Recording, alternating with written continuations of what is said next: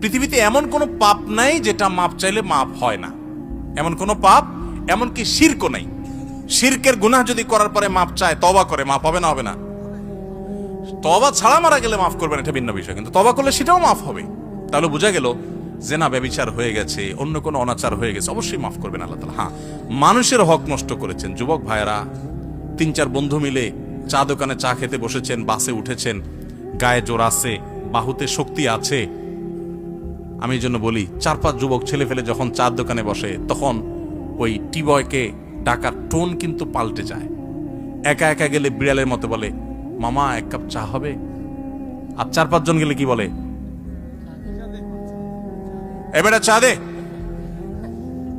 কথা কানে যায় না? কতক্ষণ ধরে বসে রয়েছি, কারণ আশপাশে বন্ধু বান্ধব চা আছে, শরীরে একটু ভাব আসছে, তাই না? আহা, এই মাস্তানি, এটার বিচার হবে, এটার বিচার হবে। দুনিয়াতে সে বেচার বিচার পাবে না, কিয়ামতে বিচার। বুড়া বয়লে আপনি হাজির সাহেব হয়ে গেলেন, মাগার ওই যৌবনকালে যে মাস্তানি করে আসছেন, গুন্ডামি করে আসছেন, তার বিচার আল্লাহ করবেন। সো বি কেয়ারফুল, এই যৌবনকে পাগলামি করে নষ্ট করবেন না। ঠিক আছে তো ইনশাআল্লাহ?